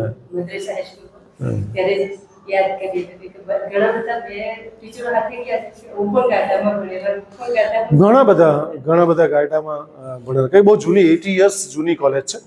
સો આત્મસન્માનની પછી આવે છે સમર્પણની ભાવના. પછી ત્રીજું આવે છે ભક્તિ, ડિવોશન. બાળકની ભક્તિ કેવી રીતે કરી શકાય? આ તમારી છે ને સુવાસ બહાર ફેલાશે. અગરબત્તી માત્ર સળગાવીએ છીએ, સુવાસ બહાર જાય છે, પણ એને માટે અગરબત્તી બળવું પડે. તમારી જે શ્વાસ ફેલાવાની હશે ને ભક્તિ, કે બાળકોની ભક્તિ એવી રીતે કરો, તમારી કર્તવ્ય પ્રત્યેની નિષ્ઠા આવશે ને, ભક્તિ આપોઆપ વધી જશે. તમે ભણાવવામાં એવા મશગુલ થઈ જવા જોઈએ અને બાળકો એટલા તમારામાં ઇન્વોલ્વ થઈ જાય કે સમયનું ખબર બી નહીં પડે. ભક્તિ અલગ અલગ રીતે કરી શકાય છે. પહેલું છે એવું આપણે ભણાવીએ, એવું બાળકોને આપી દઈએ કે બાળક ભગવાન બની જાય, આપણે એના ભક્ત બની જાય અને સ્કૂલ એક મંદિર બની જાય. અને હું તો એટલે સુધી કહું છું કે બાળક જ્યારે એનસીએમ જેવા વિદ્યાલયમાં જવા માટે જીદ કરશે દીકરી, ત્યારે સમજજો કે શિક્ષિકા બેને માતાનું સ્થાન 1001% પ્રાપ્ત કરી લીધું છે. એ વર્ગખંડ નહીં કહેવાશે, એને સ્વર્ગખંડ કહેવાશે. મિત્રો, સ્વર્ગ જેવું વાતાવરણ એને મળશે અને એ આપવાનું કામ આપણું છે. હું ગમે એટલું બોલું ને, મારું બોલવાથી કઈ કામ નહીં ચાલે, મારું કામ બોલે છે. સર થોડી વાર ફોન કરું તો એક લેક્ચરમાં છું.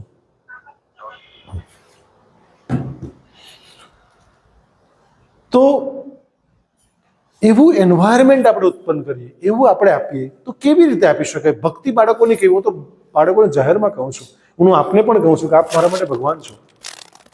લિટરલી કહું છું. મેં યુનિવર્સિટીમાં પણ કહ્યું, હું આપને પણ કહું છું, બધા તમે મારા માટે ભગવાન છો. સ્ટીલ હમણાંની વાત કરું છું. કારણ કે નિયમ શું છે, હું બાળકોને પણ કહું છું, તમે નારાયણ લક્ષ્મી સ્વરૂપ બેઠા છો, હું તમારો ભક્ત છું, માત્ર સેવા કરું છું, પત્ર પુષ્પ અર્પણ કરું છું. કેમ? તો કે જ્યારે મંદિરમાં જઈએ છીએ, કોણ બોલે ને કોણ સાંભળે? મંદિરમાં જઈએ તો કોણ બોલે ને કોણ સાંભળે? કોણ બોલે?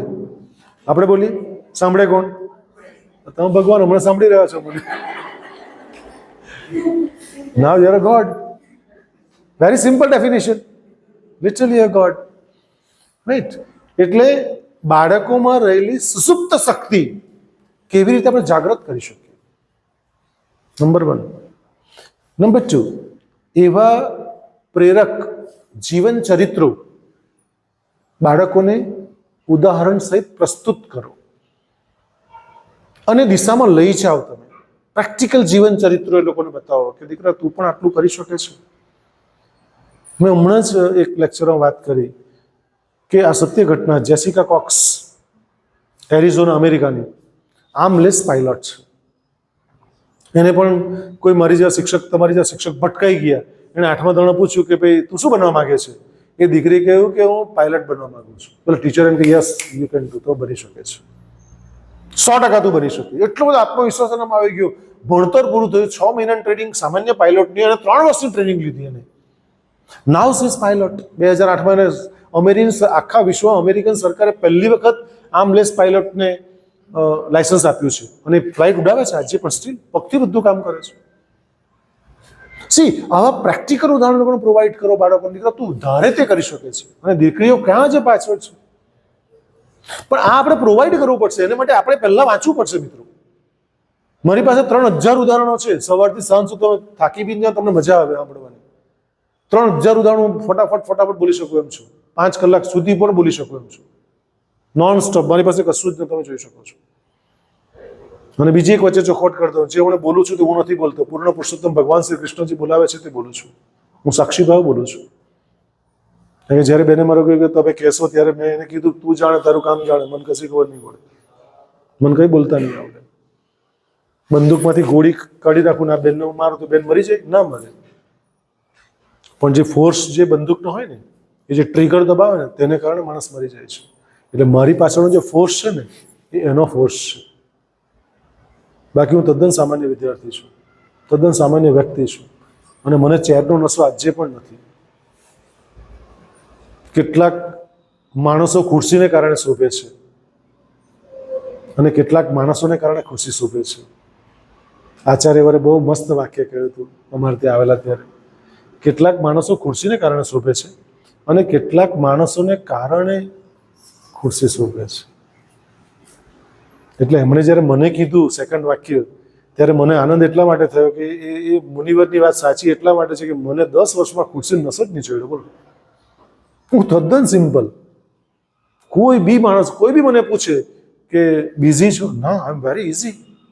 હું બિઝી છું જ નહીં. મારી પાસે ટાઈમ જ ટાઈમ છે, લોટ ઓફ ટાઈમ છે. મેં ક્યારેય નથી કે હું બિઝી છું. હું હંમેશા ઇઝી હું. કે આપણે કોઈ પ્રાઇમ મિનિસ્ટર તો છે નહીં,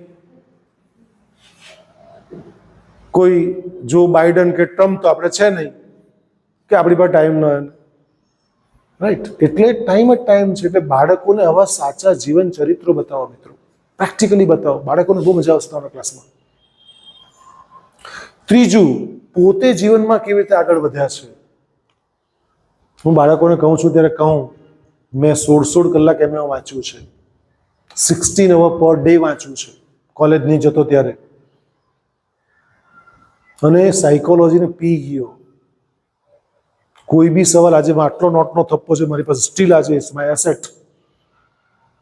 15 વર્ષના પેપર ઉતાર્યા, બધામાંથી કોમન ક્વેશ્ચન કાઢ્યા, અલગ અલગ રેફરન્સ બુકમાંથી કોમન ક્વેશ્ચન આન્સર જોઈને લખ્યા, પછી બધા સવાલ મોઢે લખ્યા. એક વખત 5 વખત બી સવાલના જવાબ લખ્યા છે. કેમ નહીં આવડે? Practice practice practice practice practice. કોઈ વસ્તુ ઇમ્પોસિબલ નથી, બધું પોસિબલ છે. અને કોઈ પણ સવાલ પૂછાય, ફેન્ટાસ્ટિક જવાબ લખ્યો. 15 સપ્લિમેન્ટરી ભરી એકની જોડે. કહેવાનો મારો ભાવાર્થ એ છે કે તમારું પોતાનું એક્ઝામ્પલ પ્રસ્તુત કરો કે અમે આ જગ્યાએ આજે ઊભો છું એમ જ નથી ઊભો, કે તમે આ જગ્યાએ જે ઊભા છો તો એમ જ થોડી ઊભા છો. કેટલો પરિશ્રમ કરીને આવ્યા છો. અને તે દિવસ તમે પરિશ્રમ કર્યો તો આજે શું થયું? આજે કેમ પરિશ્રમ નથી થતો? હું સ્ટીલ આજે 34 વર્ષે પરિશ્રમ કરું છું. આ તમારા ક્લાસમાં તમે કેટલા કલાક વાંચ્યું છે? કારણ કે શિક્ષકો જોડે વાત કરવાની છે. તો આજે જ્યારે હું પરિશ્રમ કરું છું, આજે પણ મહેનત કરું છું, તો હું તમને પણ કહું છું કે તમારો જે ઉત્સાહ ઇન્ટરવ્યુ વખતે હતો, તમે જ્યારે લેવાયેલા એનસીએમમાં કે જે કઈ સ્કૂલમાં લેવાના, અહીંયા જે સ્કૂલમાં જ્યારે પણ આવ્યા ત્યારે તમારી અપોઇન્ટમેન્ટ જ્યાં પણ થઈ તેવી, પણ ડે બાય ડે સમય જતાં જતાં જતાં આપણો ઉત્સાહ બહુ ઓસરી ગયો. હવે ચાલે, ભૂખ નહીં, હવે બહુ ટેન્શન નહીં લેવાનું. ટેન્શન ત્યારે ચડે કે 1 મહિનાનો પગાર જમા નહીં થાય તો. બાકી તો આપણે 10 જણને સલાહ આપી દઈએ કે બહુ ટેન્શન નહીં લેતો ભાઈ. રાઈટ, બી અવેર, આપી દો, સમર્પિત થઈ જાઓ. હું કહું છું તે પ્રમાણે. રાઈટ, પોતે જીવનમાં કેવી રીતે આગળ વધ્યા છે ઉદાહરણ પૂરું પાડો, અને સ્કૂલનું વાતાવરણ એવું ઉત્પન્ન કરો, એવું પવિત્ર સુગંધીદાર કરો કે બાળકો દોડતા દોડતા એનસીએમમાં આવે. આપણે જ કરું. અને હું એમ કહું છું, આ બેન એકલા કંઈ નહીં કરી શકે, બેનની કોઈ તાકાત જ નથી. તાકાત તમે એની છો. આજે હું ગારડા કોલેજમાં કરું છું, મેં ક્યારેય એમ નથી કીધું કે મેં ગારડા કોલેજમાં મેં આ કર્યું તે કર્યું. મારા બધા અધ્યાપકોને, બિન શૈક્ષણિક કર્મચારીઓ, વિદ્યાર્થીઓ, મા બાપનો ફાળો છે. મારું કશું જ નથી. આઈ એમ બિગ ઝીરો. મારું કશું કોન્ટ્રીબ્યુશન નથી. ખાલી કુવાડી ઝાડ નહીં કાપી શકે. હાથો જો લાકડાનો નહીં હોય તો ઝાડ નહીં કાપાય. એટલે તમે છે ને બેનનો હાથો છો મિત્રો, તમારે એને સહયોગ કરવો પડશે, એનો હાથ મજબૂત બનાવવો પડશે, તો જ એ કામ કરી શકશે. ને આ હું બહુ કનેક્ટ, બેન તમારું મારું એટલા માટે વધારે કનેક્ટ થાય છે. બહુ યોગ્ય ટાઈમ આવ્યો મને કંઈ ફીલ થાય છે કે હું જે રીતે કામ કરું છું એ રીતે જ તમારા બી એન્વાયરમેન્ટ છે.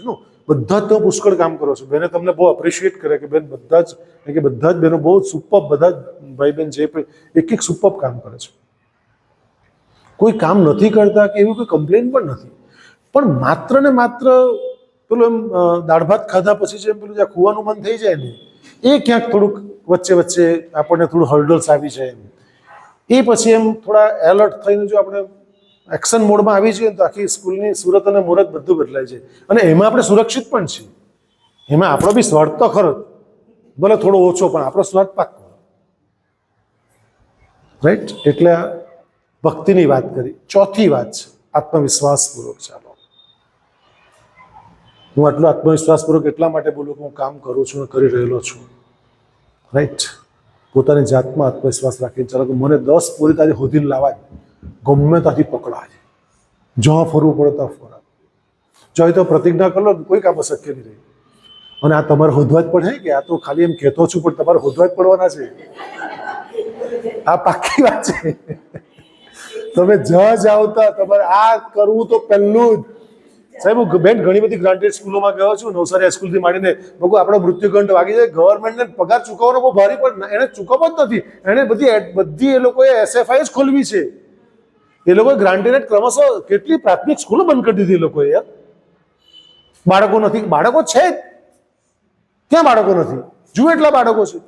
મને વસ્તી ઘટ્યું 1,40,00,000 માંથી 100 કરોડ થઈ ગયા, બતાવો. વસ્તી ઘટી ક્યાં છે? વસ્તી તો વધતે દર ક્ષણે ક્ષણે વધે. આપણે આટલી વાત કેટલા પોયરા ઉત્પન્ન થઈ ગયા હમણાં. 1 સેકન્ડમાં 2 બાળકો ઉત્પન્ન થયું, કંઈ ખબર નહીં રેશિયો, બેન મને બહુ ખબર નથી, પણ આવું કંઈક છે.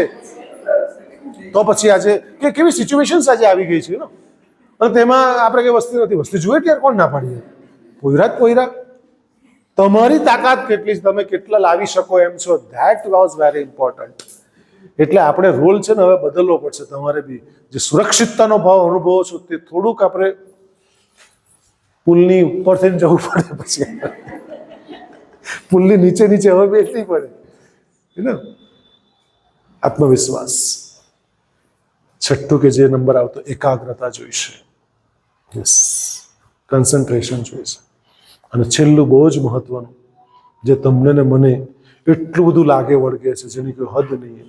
હું ચોક્કસ કહીશ કે આપણા શ્વાસ જીવન માટે જેટલો જરૂરી છે, એની પછી જો આપણા જીવન માટે જો જરૂરી હોય ને તો કમ્યુનિકેશન છે.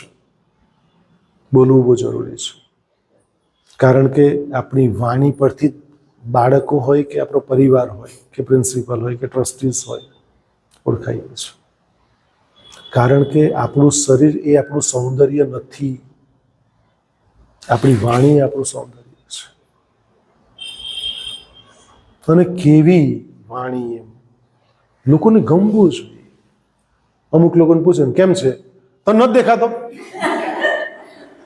આવો જવાબ આપે યાર. આવા લોકો બી આપણે જોયા છે કે ઊંધું જ બોલે, પણ એમાં એનો બી વાંક નહીં મળે. હું તો બહુ સ્પષ્ટ કહ્યું, જેની દુકાનમાં જે વસ્તુ હોય તે વેચે. બાપુની કથામાં કીધું હમણે, આ કથામાં તો મને બહુ સદભાગી બેન કે મને એન્કરિંગનું તક મળી બાપુના કહેવાથી ને પ્રેમચંદભાઈ લાલવાણીના આગ્રહથી કે સાહેબ તમે એન્કરિંગ કરો. એન્કરિંગ કરવા ટેવાયેલો માણસ નથી, છતાં પણ મેં કર્યું. પણ તે આગળ દાંડીમાં કથા હતી. તો મેં અગાઉમાં 4-5 ઘણા બધા મારા પ્રવચનમાં ઉલ્લેખ કર્યો છે કે દાંડીની કથામાં બાપુની કથા, તેમાં એક માણસ બાપુને લિટરલી ગમે તેમ ગાળો બોલતો હતો. તો જ્યારે પેલા માણસો પકડીને લાવ્યા ને, એ માણસને તો બાપુ એમ કીધું કે છોડી દો, એ ગાળ નથી બોલતો, પોતાનો પરિચય આપે છે. એ ક્યાં ગાળ બોલી રહ્યો છે? એના પેરેન્ટ્સ કોણ છે, કયા સમાજમાંથી આવે છે, કયા કલ્ચરમાંથી આવે છે, એ બોલે છે. એમાં એ કંઈ ગાળ નથી બોલતો, પોતાનો પરિચય આપે છે. એટલે તમામનું નમ્ર વિનંતી કરું છું હાથ જોડીને કે બાળકોને ખીજવાશો નહીં, લડશો નહીં, એને કોઈ દાડો ઉતારી ન પાડતા, એ લોકોને વાંકા ન વાળતા, 25 વાર લખવા ન આપતા, 5 વાર લખવા ન આપતા. અંગ્રેજીના શિક્ષક ખાસ 10-10 વાર સ્પેલિંગ લખવા આપે તો તે આપતા ન. એનો ઉકેલ તમારે જો મને પૂછી લેજો છેલ્લે. બાકી તો બાળકોને મુક્ત રાખજો, ફ્રી રાખજો. ઉત્તમમાં ઉત્તમ તમે હસતા હસતા કેટલું સુંદર આપી શકો એ આપી દેજો. હું ઘણીવાર અંગ્રેજીના શિક્ષકોને ખાસ એ લોકોને પિક કરું. તમારે તો અંગ્રેજી પણ ભણાવે? અચ્છા, મેડમ જ ભણાવતા છે. હું છે ઊંટડી પ્રાથમિક, અચ્છા સર બી ભણાવે છે, ગુડ. હા, એટલે લખવા સ્પેલિંગ લખવા ન આપતા, કારણ કે હું બી બહુ અંગ્રેજી દાજેલો માણસ છું. ગણિત છે, અંગ્રેજી છે, મારા થોડા અપ્રિય વિષય છે. એટલે શિક્ષકો સારું જ ભણાવતા મને 10મામાં, પણ મને નહીં આવડતું, એટલે મને સમજ નહીં પડતી ટૂંકમાં. એટલે શિક્ષકોનો દોષ જરાક બી નથી કાઢતો. બેન ઊંટડીએ 100 વર્ષ ઉજવ્યા સ્કૂલે, વલસાડ ઊંટડી, તો મને બોલાવેલો કીનોટ સ્પીકર તરીકે.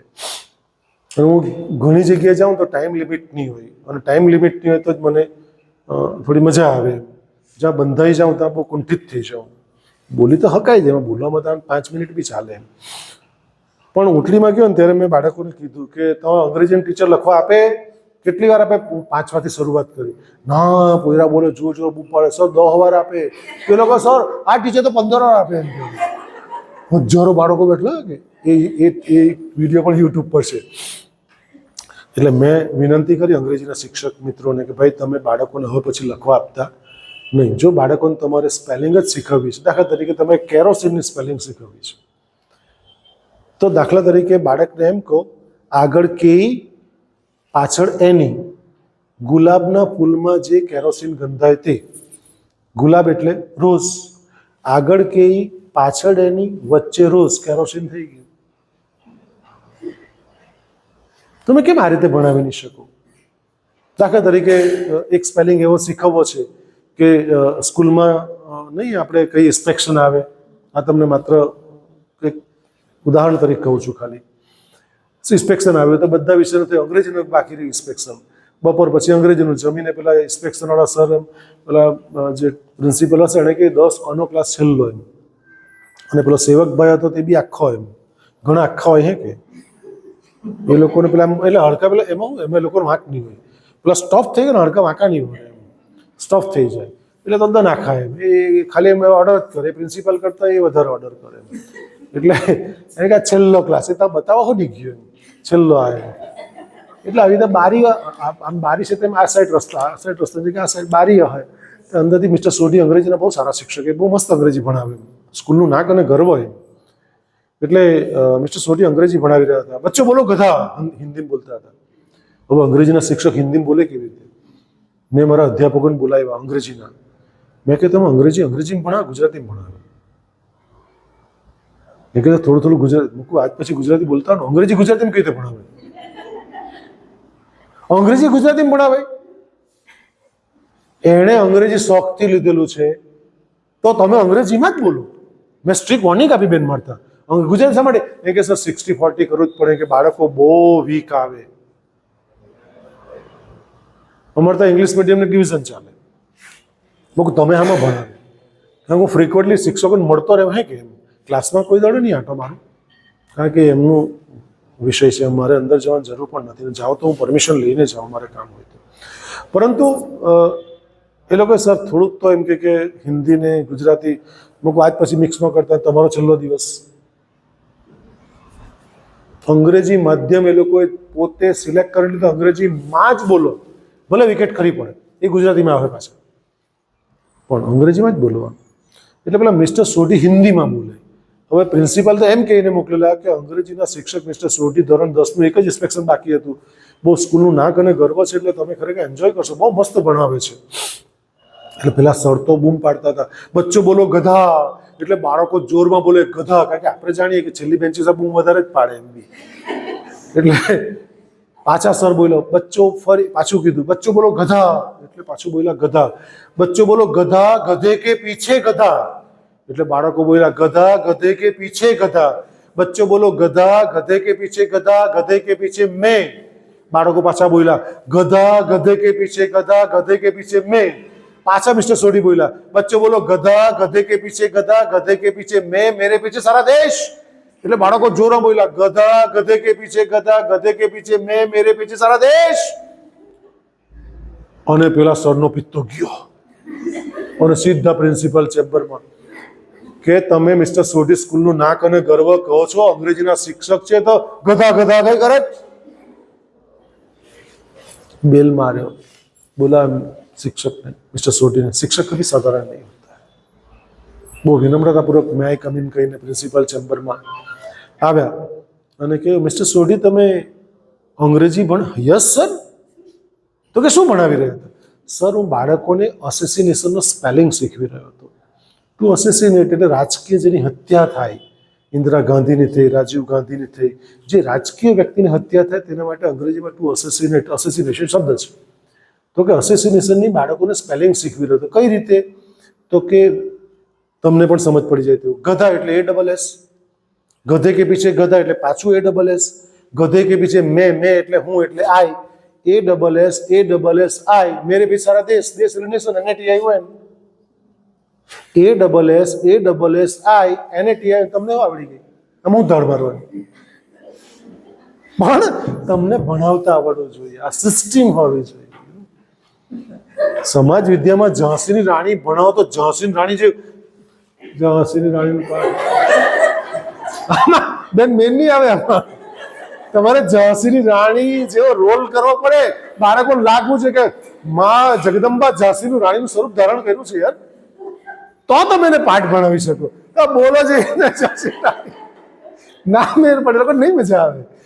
એટલે બધા પોયરા કે તમે કોઈ પોયરા રેન્ડમલી પૂછજો, સમાજ વિદ્યામાં બહુ કંટાળો, હાઈએસ્ટ કંટાળો સમાજ વિદ્યામાં આવે.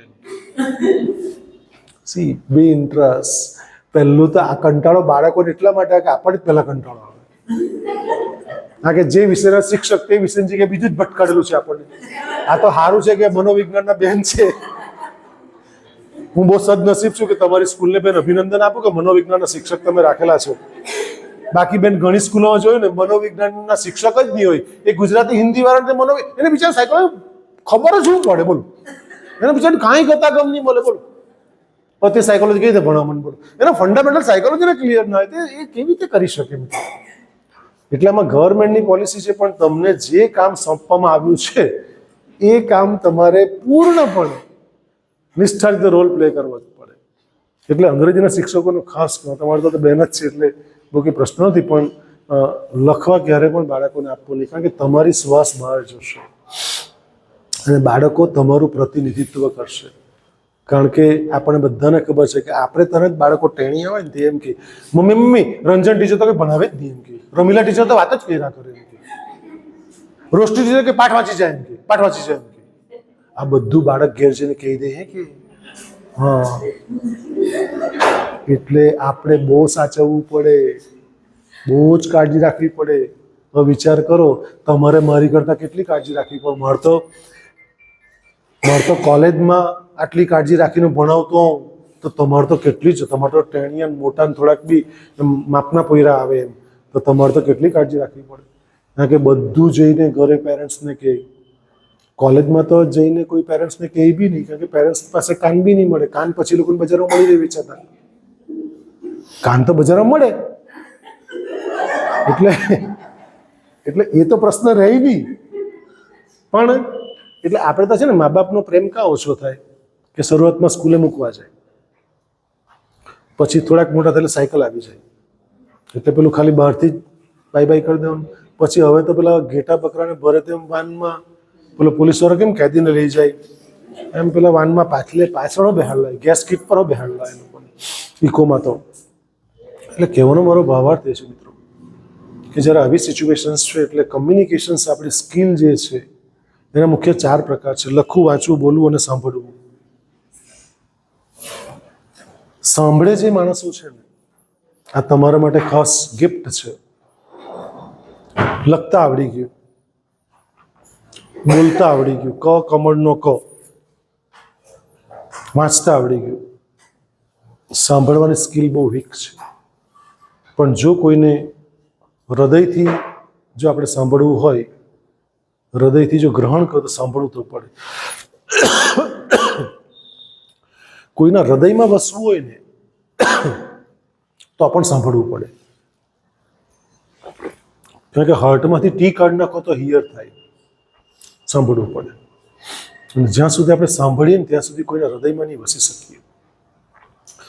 બાળકો, સ્કૂલના બાળકોનો અનુભવ હું શેર કરું ત્યારે મોટે ભાગે સ્કૂલના બાળકો એવું કે આજે હું કહીને આવ્યો સ્પેશિયલી કે તમે લોકો જે ભૂતકાળમાં ટીચર લોકોના, સર લોકો નામ પાડતા ને, તમને ખબર છે આચાર્ય દેવો ભવ, માતૃદેવો ભવ, પિતૃદેવો ભવ. 12 વર્ષની શિક્ષા ગ્રહણ કર્યા પછી જ્યારે બાળકને કોન્વોકેશન કરે છે, વિદાય સમારંભ કરે છે, ત્યારે ગુરુ આવી શિક્ષા આપે છે કે તું માતાને દેવ માન. જ્યાં સુધી શાળા કોલેજોમાં આધ્યાત્મિક શિક્ષણ નહીં હશે ને ત્યાં સુધી સાક્ષર એ એટમ બોમ્બ જેવો હશે, હાઇડ્રોજન બોમ્બ જેટલો ખતરનાક હશે મિત્રો.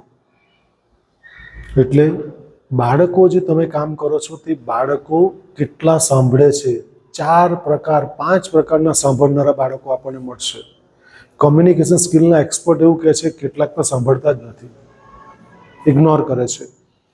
બીજું, કેટલાક લોકો દેખાવ કરે છે, યસ પહેલી બેન્ચ એને હું બોલ, એને કાંઈ ખબર નહીં પડતી, એ કંઈ સાંભળેલું જ નહીં. ત્રીજા પ્રકારના લોકો પસંદગીનું સાંભળે, કામ એટલું સાંભળે એટલે પછી પોતાનું કામ એ ડબ્બો બી ખાવા માંડે. છેલ્લી બેન્ચ, વચ્ચે બેન્ચ પર તમે શું છે, હવે ડબ્બો ચાલુ આપણે લખવા જાય એટલે પેલો ડબ્બો ચાલુ કરી દે. પસંદગીનું સાંભળે. ચોથું, ધ્યાનથી સાંભળે. બહુ ઓછા બાળકો ધ્યાનથી સાંભળતા. અને 5મી જે કક્ષા છે એ હૃદયથી સાંભળે. પણ મારી કોમેન્ટ અહીં એવી છે કે જ્યારે તમે હૃદયથી બોલો છો તો જ હૃદય સુધી પહોંચી શકો છો. બાકી હૃદયથી નહીં બોલો, માત્ર મોઢેથી બોલો તો લોકોના કાન સુધી પહોંચો છો, હૃદય સુધી પહોંચતા નથી.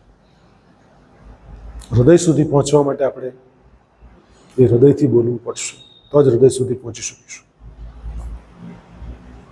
એટલે જે બેને પ્રયત્ન કર્યો, એફર્ટ કર્યો, છેલ્લા 1 કલાકને 23 મિનિટથી આપણે જોડે છીએ.